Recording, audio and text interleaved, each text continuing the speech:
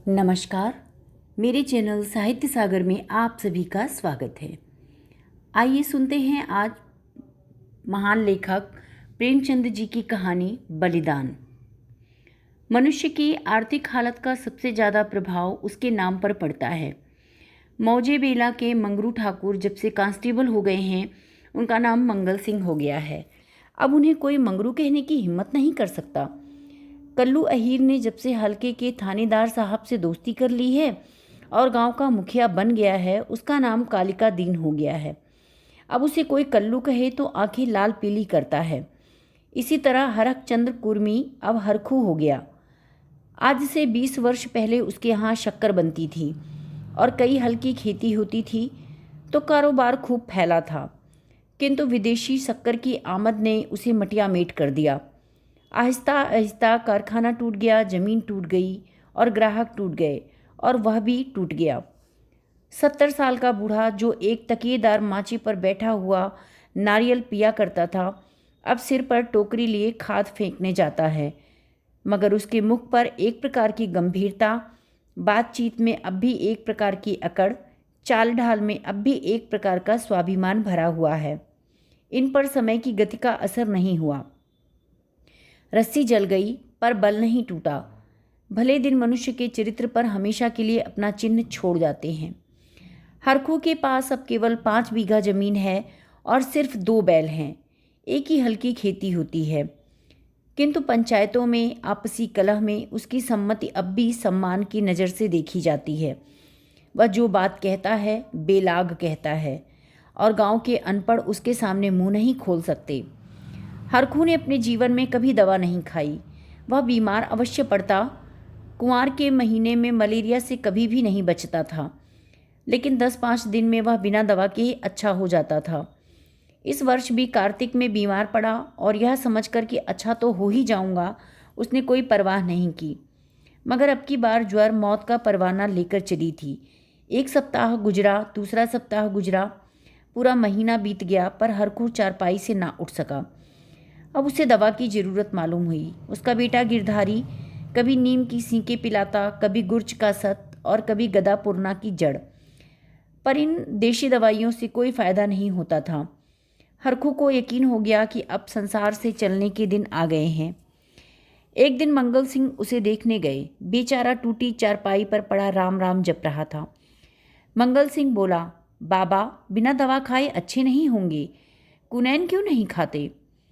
हरखू उदासीन भाव से बोला, तो लेते आना। दूसरे दिन कालिका दीन ने आकर कहा, बाबा 2-4 दिन कोई दवा खा लो, अब तुम्हारी जवानी की देर थोड़े ही है, बिना दवा के चंगे हो जाओगे। हरखू ने उसी धीमे भाव से कहा, तो लेते आना। लेकिन रोगी को देख आना एक बात है, औषधि लाकर उसे देना दूसरी बात। पहली बात शिष्टाचार से होती है, दूसरी सच्ची संवेदना से। न मंगल सिंह ने खबर ली और न कालिका दीन ने और न ही किसी तीसरे ने। हरखू दालान में चारपाई पर पड़ा रहता। मंगल सिंह कभी नज़र आ जाते तो कहता, भैया वह दवा नहीं लाए। मंगल सिंह कतरा कर निकल जाते। कालिका दीन दिखाई देते तो उनसे भी यही सवाल करता, लेकिन वह भी नज़र बचा लेता। या तो उसे सूझता ही नहीं था कि दवा पैसों के बिना नहीं आती, या वह पैसों को जान से भी प्यारा समझता था, अथवा वह जीवन से निराश हो गया था। उसने कभी दवा के मूल्य की बात नहीं की। दवा नहीं आई, उसकी दशा दिनों दिन बिगड़ती गई, यहाँ तक कि 5 माह कष्ट भोगने के बाद उसने ठीक होली के दिन शरीर त्याग दिया। गिरधारी ने उसका शव बड़ी धूमधाम से निकाला, क्रियाकर्म बड़े साहस से किया। कई गांव के ब्राह्मणों को निमंत्रित किया। बेला में होली नहीं मनाई गई, ना अबीर और गुलाल उड़ी, ना डफली बजी और ना भंग की नालियां बहीं। कुछ लोग मन में हरखू को कोसते जरूर थे कि इस बूढ़े को आज ही मरना था, अरे 2-4 दिन बाद मरता। लेकिन इतना निर्लज्ज तो कोई नहीं था कि शोक में आनंद मनाता। वह शहर नहीं था जहाँ कोई किसी के काम में शामिल नहीं होता, जहाँ पड़ोसी के रोटने पीटने का स्वर हमारे कानों तक नहीं पहुँचता। हरखू के खेत गांव वालों की दृष्टि में चढ़े हुए थे। 5 बीघा जमीन कुएं के पास थी, खाद पास से लदी हुई मेड़ बांध से ठीक थी। उनमें 3-3 फसलें उत्पन्न होती थीं। हरखू के मरते ही उन पर चारों तरफ से धावे होने लगे। गिरधारी तो क्रियाकर्म के अंदर फंसा था। उधर गांव के मनचले किसान लाला ओंकार नाथ को चैन नहीं लेने देते थे। नजराने की बड़ी बड़ी रकमें पेश हो रही थीं। कोई वर्ष भर का लगान पेशगी देने को तैयार था और कोई नजराने की दुगनी रकम का दस्तावेज लिखने पर तुला था। लेकिन ओंकारनाथ सबको टालते रहते थे। उनका ख्याल था कि गिरधारी का हक सबसे ज़्यादा है। वह यदि दूसरों से कम भी नजराना दे तो भी खेत उसको ही देने चाहिए।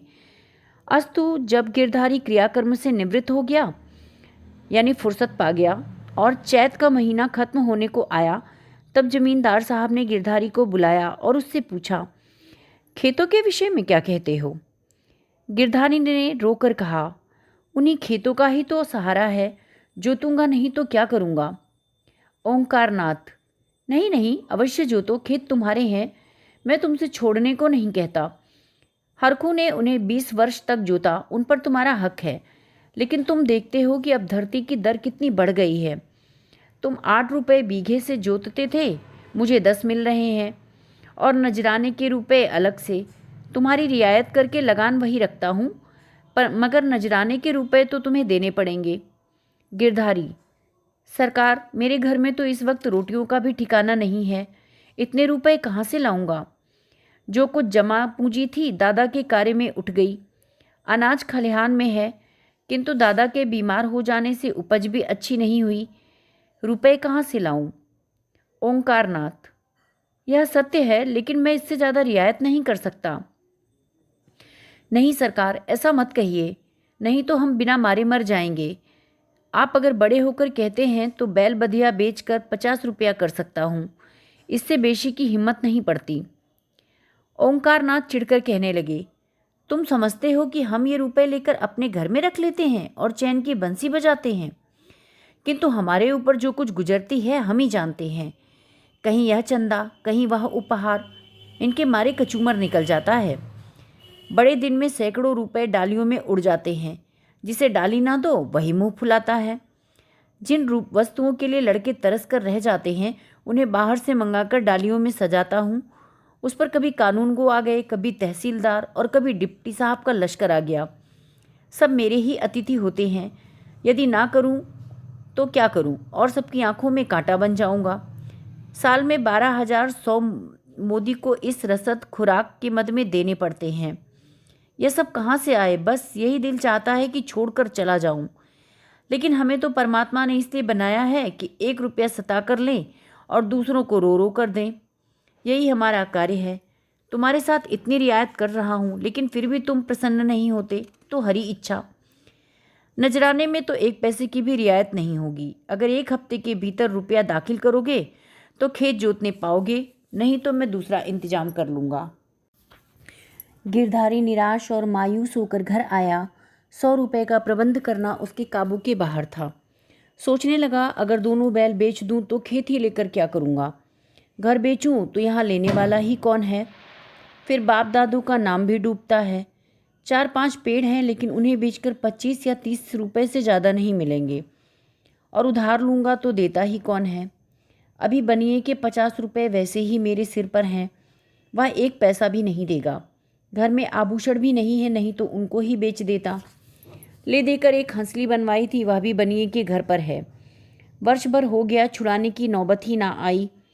गिरधारी और उसकी स्त्री सुभागी दोनों ही इसी फिक्र में रहते, लेकिन कोई उपाय नहीं था। गिरधारी को खाना पीना अच्छा नहीं लगता, रात को नींद भी नहीं आती। खेतों के निकलने का ध्यान आते ही उसके मन में हुक उठती। हाय, वह भूमि जिसे हमने वर्षों जोता, खाद से भर दिया, मेड़े रखी, उसका आनंद अब दूसरा कोई उठाएगा। ये खेत गिरधारी की जिंदगी के अंश हो गए थे। उनकी एक एक अंगुल भूमि उसके खून से रंगी थी। उनका एक एक परमाणु उनके पसीने से तर था। उनके नाम उसके जिह्वा पर ऐसे ही आते थे जिस तरह तीनों बच्चों के। उसने खेतों के नाम रखे थे, कोई 24, कोई 22, कोई नाले वाला और कोई तलैया वाला। इन नामों के याद होते ही खेतों का चित्र उसकी आंखों के सामने खींच जाता। वह इन खेतों की चर्चा भी ऐसे ही करता मानो वे सजीव हैं। वे उसके भले बुरे के साथी थे। उसके जीवन की सारी उम्मीदें, सारी इच्छाएं, सारे मंसूबे और मन की मिठाइयाँ इन्हीं खेतों पर अवलंबित थे। अवलंबित यानी निर्भर। इनके बिना वह जीवन की कल्पना नहीं कर सकता था और वे ही अब उसके हाथ से निकल जाते हैं। वह घबराकर घर से निकल जाता और घंटों उन्हीं खेतों की मेड़ों पर बैठा रोता, मानो उससे कोई विदा हो रहा है। इस तरह एक सप्ताह बीत गया और गिरधारी रुपए का कोई बंदोबस्त नहीं कर सका। 8वें रोज उसे मालूम हुआ कि कालिका दीन ने 100 रुपये नजराने देकर 10 रुपये बीघे पर खेत ले लिए हैं। गिरधारी ने एक ठंडी सांस ली। एक पल बाद वह अपने दादा का नाम लेकर बिलख बिलख कर रोने लगा। उस दिन घर में चूल्हा नहीं जला। ऐसा लगता था मानो हरखू आज ही मरा हो। लेकिन सुभागी यो खामोश बैठने वाली स्त्री न थी। वह क्रोध से भरी हुई कालिका दीन के घर गई और उसकी पत्नी को खूब उल्टा सीधा सुनाया। उसने यहाँ तक बोला कि देखिए कौन मेरे खेत के अंदर हल ले जाता है, अपना और उसका खून एक कर दूंगी। पड़ोसियों ने भी उसका पक्ष लिया। सब तो है, आपस में यह चढ़ा उतरी नहीं करनी चाहिए। नारायण ने धन दिया है तो क्या निर्धनों को कुचलते फिरेंगे। सुभागी ने समझा मैंने मैदान मार लिया। उसका मन शांत हो गया। किंतु वही वायु जो पानी में लहरें पैदा करती है, पेड़ों को जड़ से भी उखाड़ देती है। सुभागी तो पड़ोसियों की पंचायत में अपने दुखड़े रोती और कालिका दीन की स्त्री से लड़ती। इधर गिरधारी अपने दरवाजे पर बैठकर सोचता, अब मेरी क्या स्थिति होगी, यह जीवन कैसे कटेगा, ये लड़के किसके द्वार पर जाएंगे। मजदूरी का ख्याल आते ही उसका हृदय व्याकुल हो जाता। इतने दिनों तक स्वाधीनता और सम्मान का सुख भोगने के पश्चात अधम चाकरी की शरण लेने के बदले वह मर जाना अच्छा समझता था। वह अब तक गृहस्थ था। उसकी गिनती गांव के भले व्यक्तियों में थी। उसे गांव के मामले में बोलने का अधिकार था। उसके घर में धन नहीं था मगर मान था। नाई, बढ़ई, कुम्हार, पुरोहित, भाट, चौकीदार, ये सब उसका मुख ताकते थे। अब यह मर्यादा कहाँ रहेगी। कौन उसकी बात पूछेगा, कौन उसके दरवाजे पर आवेगा। अब उसे किसी के बराबर में बैठने का, किसी के बीच बोलने का अधिकार नहीं रहा। अब उसे पेट के लिए दूसरों की गुलामी करनी होगी। अब पहर रात रहे कौन बैलों को नाद में लगाएगा। अब वह दिन कहाँ जब वह गीत गा गा कर हल चलाता था और अपने आप को राजा समझता था। अब बखार कहाँ, बखार जिसमें अनाज रखा जाता था गांव में। यही सोचते सोचते गिरधारी के नेत्रों से आंसू की झड़ी लग जाती। गांव के 2-4 व्यक्ति जो कालिका दीन से जलते थे, कभी कभी गिरधारी को तसल्ली देने आते थे, मगर वह उनसे भी खुलकर ना बोलता। उसे मालूम होता कि मैं सबकी दृष्टि में गिर गया हूँ। अगर कोई समझाता कि तुमने क्रियाकर्म में बेकार में इतने रुपए उड़ा दिए तो उसे बहुत कष्ट होता। वह अपने उस काम पर जरा भी नहीं पछताता। मेरे भाग्य में जो लिखा है वह होगा। लेकिन दादा के ऋण से उऋण हो गया। उन्होंने अपनी जिंदगी में 4 को खिलाकर खाया, क्या मरने के पीछे उन्हें पिंडे पानी को तरसाता। इस प्रकार 3 माह बीत गए और आषाढ़ आ गया। आकाश में घटाएं छाईं, पानी गिरा। किसान हल जुए ठीक करने लगे, बढ़ई हलों की मरम्मत करने लगा। गिरधारी पागल की भांति कभी घर में जाता और कभी बाहर आता। अपने हलों को निकाल निकाल कर देखता। उसकी मुठिया भी टूट गई है, उसकी फाल ढीली हो गई है और जुए में सैला नहीं है। यह देखते देखते वह एक पल अपने को भूल गया। दौड़ा हुआ बढ़ई के यहाँ गया और कहने लगा, रज्जू, मेरे हल भी बिगड़े हुए हैं, बना दो। रज्जू ने उसकी तरफ करुणा भाव से देखा और अपना काम करने लगा। गिरधारी को होश आ गया। नींद से चौंक पड़ा। शर्मिंदगी से उसका सिर झुक गया, आंखें भर आईं। खामोशी से घर चला आया। गांव के चारों तरफ हलचल मची थी।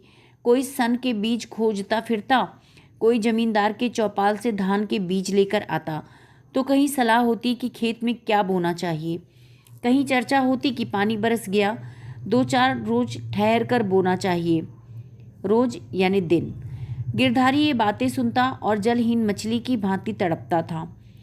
एक दिन शाम के समय गिरधारी खड़ा अपने बैलों को खुजला रहा था कि मंगल सिंह आए और इधर उधर की बात करके बोले, बैलों को बांधकर कब तक रखोगे, निकाल क्यों नहीं देते। गिरधारी मलिन भाव से बोला, हाँ, कोई ग्राहक आएगा तो निकाल दूंगा। मंगल सिंह, एक ग्राहक तो खड़े हैं, हम ही को दे दो। गिरधारी अभी कुछ जवाब ना देने पाया था कि तुलसी बनिया आया और गरज कर बोला, गिरधारी, तुम्हें रुपए देने हैं कि नहीं, वैसा कहो। 3 माह से हीला हवाला करते चले आते हो, अब कौन सी खेती करती हो कि तुम्हारी फसल को अगोर कर बैठा रहूंगा? अगोरना यानी इंतजार करना। गिरधारी ने दीनता से कहा, साहू, जैसे इतने दिन माने हो, आज और मान जाओ, कल तुम्हारी एक एक पाई चुका दूंगा। मंगल और तुलसी ने संकेत से बातें की और तुलसी भुनभुनाता हुआ घर चला गया। तब गिरधारी मंगल सिंह से कहने लगा, तुम इसे ले लो तो घर में ही रह जाए, कभी कभी आंखों से देख तो लिया करूँगा। मंगल, मुझे अभी तो कोई ऐसा काम नहीं है, लेकिन घर पर सलाह करूँगा। गिरधारी, मुझे तुलसी के रुपए भी देने हैं, नहीं तो खिलाने को तो भूसा है ही। यह मंगल, यह तो बड़ा बदमाश है, कहीं नालिश ना कर दे। सरल हृदय गिरधारी धमकी में आ गया। कार्यकुशल मंगल सिंह को सस्ता सौदा करने का यह अच्छा मौका मिला। 80 रुपये की जोड़ी 60 रुपये में ठीक कर ली। गिरधारी ने अब बैलों को ना जाने किस उम्मीद से बांधकर खिलाया था, आज उसका वह उम्मीद का कल्पित सूत्र भी टूट गया। मंगल सिंह गिरधारी की खाट पर बैठे रुपए गिन रहे थे और गिरधारी बैलों के पास विषादमय आंखों से उनके मुंह की ओर ताक रहा था। आह, यह मेरे खेतों के कमाने वाले, मेरे जीवन का आधार, मेरे अन्नदाता, मेरे मान मर्यादा की सुरक्षा करने वाले, जिनके लिए पहर रात से उठकर छांटी काटता था, जिनके खली दाने की चिंता अपने खाने से भी अधिक करता था और जिनके लिए सारा घर दिन भर हरियाली उखाड़ता था, ये मेरी उम्मीद की दोनों आंखें, मेरे इरादे के दोनों तारे, मेरे अच्छे दिनों के मेरे साथी अब मुझसे विदा हो रहे हैं। अब मंगल सिंह ने रुपए गिनकर दिए और बैलों को ले चले। तब गिरधारी उनके कंधों पर सिर रखकर फूट फूट कर रोने लगा। जैसे कन्या मायके से विदा होते वक्त माँ बाप के पैरों को नहीं छोड़ती, उसी तरह गिरधारी इन बैलों को ना छोड़ता था। सुभागी भी दालान में खड़ी रो रही थी और छोटा लड़का मंगल सिंह को एक बांस की छड़ी से पीट रहा था। वह रो रहा था क्योंकि मंगल सिंह उसके बैलों को लिए जाता था। रात को गिरधारी ने कुछ नहीं खाया, चारपाई पर पड़ा रहा। सुबह सुभागी चिलम भर कर ले गई तो वह चारपाई पर नहीं था। उसने समझा कि कहीं गए होंगे, किंतु जब 2-3 घड़ी दिन चढ़ाया और वह ना लौटा तो उसने सोचा और रोना धोना आरंभ किया। गांव के लोग जमा हो गए, चारों ओर खोज होने लगी, पर गिरधारी का पता ना चला। संध्या हो गई, अंधेरा छा रहा था। सुभागी ने चिराग जलाकर दरवाजे के पर रखा और बैठी दरवाजे की ही ओर ताक रही थी। सहसा उसे पैरों की आहट मालूम हुई। सुभागी का मन धड़क गया। वह दौड़कर बाहर आई और इधर उधर ताकने लगी।